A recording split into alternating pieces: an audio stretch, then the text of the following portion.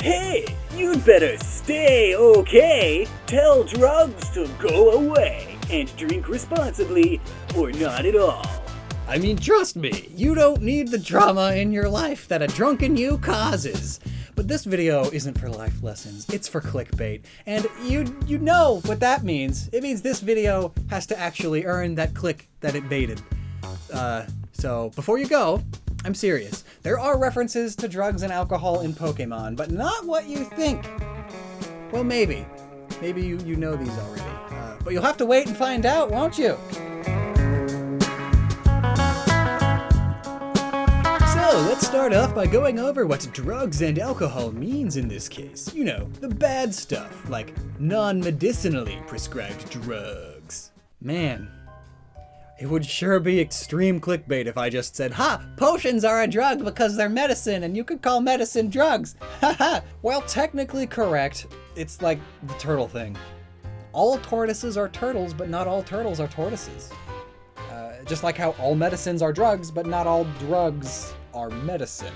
The definition of drug is any substance that causes a change in an organism's physiology or psychology when consumed, while the definition of a pharmaceutical drug or medicine is a chemical substance used to treat, cure, prevent, or diagnose a disease or to promote well-being. So essentially it comes down to if it's a helpful drug or a harmful drug. With medicinal drugs, normally the pros outweigh the cons. Normally. But that's a whole can of worms that I don't want to open, so I won't. Let's talk about Pokemon. The most famously known and easy to find reference in this E-rated game series is the Japanese release of Red and Green, where this old man blocks your path before you deliver Oak's parcel to Professor Oak.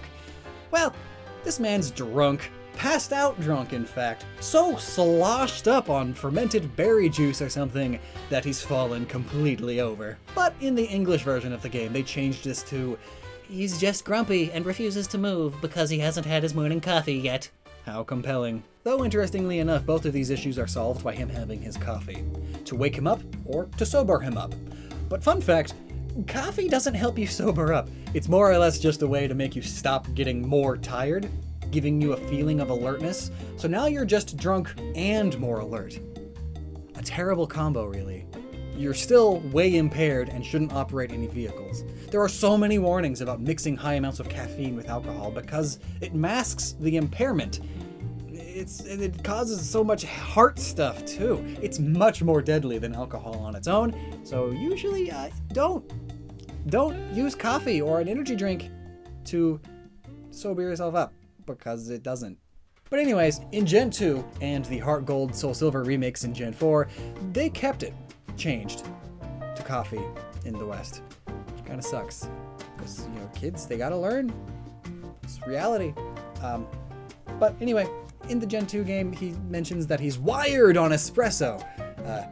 However, in Japanese, he still hiccups, which is a common sign of being drunk. See? So he's wired up on espresso, but he's still, Oh, speaking of, another fun fact. Alcohol promotes acid reflux, and that can irritate the esophagus. This could, in turn, irritate the vagus nerve within the esophagus, which triggers those dreaded hiccups. Something else to keep in mind, if your drink of choice is beer, champagne, or anything carbonated, the additional air could also cause hiccups due to the pressure on your diaphragm. A double whammy of hiccups. And fun facts. He's even got the telltale blushy red cheeks. Blushing happens because the human body has trouble digesting alcohol completely. People who flush when they drink might have a faulty version of the aldehyde dehydrogenase 2 gene, ALDH2.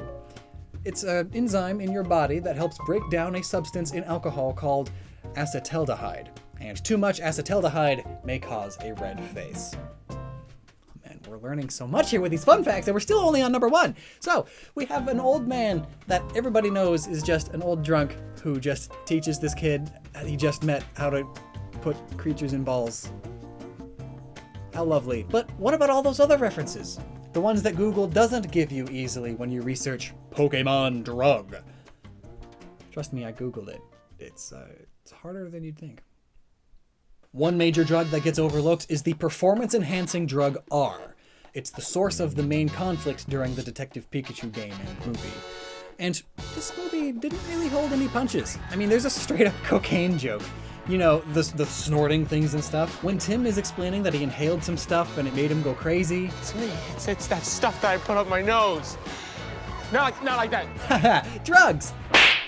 It's funny because it's a kid's show. But back to R. This drug, while it has many pros, it also has the con of making the Pokemon go berserk, so I'm going to classify it as not a medicine, meaning it's a drug reference. But to what drug, you say? Well, likely none specifically on purpose, but have you seen those news articles about people on bath salts? They basically hold no strength back and go completely berserk. Why would you willfully do this? Drugs are bad, okay? Stay safe. But beyond those, there are many performance-boosting drugs that have side effects like an increase in aggression, normally related to the levels of testosterone in the body. But this fact is actually wrong, as we've more recently found out. Testosterone does not create anger. Anger creates testosterone. It's a small oversight that we didn't realize until much later. However, roid rage is still a cultural thing, so it makes its way into popular media a lot, even if it's a little harmful. But enough fluff about lame drugs. Let's talk about some weirder references to drugs in Pokemon, or alcohol. The Russian version of the anime actually references them constantly. Even the intro songs talk about drugs, or drugs. But that's a joke, because drug means friend in Russian. So you know how big Pokemon is with the lessons of friendship and all that. So yeah, that's a joke. But in Gold, Silver, and Crystal, there was a fisherman who had a cigarette in the Japanese version. Tobacco isn't considered substance abuse, according to the ESRB. It's normally a tobacco reference instead. But hey, it's the practice of smoking dried up leaves, and some leaves are more harmful than other leaves. So, you know, tobacco, it's one of the more harmful ones. I'm just saying. Here's a regional skunk tank I commissioned. Get it? But even just this cigarette was removed in the English version.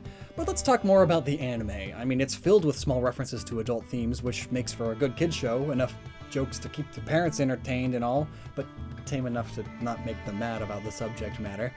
The one episode that comes to mind immediately is episode 17, which you may actually know. It's the Isle of Giant Pokemon. It's a rather famous episode. It's where most of the Poké-Rap images come from. But it's also where we first learned of many of the Pokemon secrets, like the fact that they're actually able to communicate easily. Because the Pokemon talk a lot in this episode, as in, you know, they're still just saying their names, but there's translated text underneath. Heck, I could do a whole video on this episode alone. However, to keep it curt, there is a scene where Bulbasaur and Meowth are both drinking a juice, and then later seen acting quite drunk. Notably, animals can get drunk from eating fruit off of the ground that has fermented, so it's nothing crazy. Oh, and did I mention that the owner of the grill and bar is a slowpoke? Yeah, and the slowpoke is referred to as barkeep. And I know, technically, you can get non-alcoholic drinks from barkeepers, but I mean, they drink stuff and then they get violent and blushy cheeks, and so many anime characters get all this way when they're inebriated. It's a trope. Heck, we don't even know what shuckle juice is. It could be alcoholic. I mean, episode 170, after tasting the rare purple shuckle juice, Team Rocket starts to fight and act all weird. Meowth even confesses his love for James. It's an odd occurrence that was explained as a symptom of the shuckle juice by Dr. Old Man Shuckle. I mean, the way Shuckle makes juice isn't far off from how you make wine, though, but I'm not entirely positive it's actually alcoholic, but if we say it is, we can explain why Meowth would confess his love of James, and why all this drama ensues. But why are people so loopy when drunk? Well, it's because alcohol inhibits neurotransmitters and signals inside the brain, including those responsible for communicating, as well as emotional and social processing. Essentially, a person who is severely under the influence will have more difficulty telling emotions apart, and thus are less likely to see social cues as well. Hence the classic drunk hitting on a lady who clearly does not want it trope. The drunk is less able to process their own emotions, let alone the social cues of another person. Friendly reminder, this is why, legally speaking, when under the influence, consent is impossible. But overall, this means that when drunk, you feel emotions harder. and you have worse thinking capability, so you probably act on them more. Now here's another reference. In the 4th chapter of the 2nd volume of the Pokemon manga Magical Pokemon Journey, it is time for the Cherry Blossom Festival in Hazeltown. She attends with Grandpa Coconut, Almond, and the Pokemon. Grandpa offers Pikachu and Clefairy a drink of sake, but Hazel stops him, insisting that the Pokemon should not drink alcoholic beverages. So like, alcohol just straight up exists in the Pokemon world. Not quite as child-friendly as many think, now is it? So then, instead of sake, she offers them amakaze instead. However, the effect of the amakaze on the Pokemon is still the same as if a human had drank sake, so the Pokemon still get drunk, and then they discover a very drunk and violent Dodrio that is causing all sorts of trouble. Dodrio's cousin, Doduo, apologizes for his behavior, and that's the whole plot. A Dodrio is drunk mad, and its cousin is like, yo, I'm sorry, I'm gonna tell his mom, don't worry. Such an invigorating plot. What are you doing here? I guess rabbits are always like on drugs or something. Well, those were 5 drug and alcohol references in Pokemon. You could say it was a top 5 in no particular order, but how many more blatant ones are there than these 5? I'm not sure, but let me know down below. But I mean, if you really want to start looking for them, you can start finding them. I mean, think about it. What about Weedle? Or Pilo and Memo Swine? Can't forget Flame Meth Thrower. Or Mud's Dale. There's actually a lot of ales in Pokemon. Cielio, Solgaleo, Ninetales. Coincidence? I think so. Tyrantrum, Trumbeak, Belly Drum, Origin Pulse. Galarian Wheezing is literally bongs. Like, come on, dude. Gel Icent. Ice means meth. All of the acid moves. I mean, that's just LSD. Extreme Speed. It's another word for ice or meth. Thwacky Tobacco. And he's grass type. Mind Blow.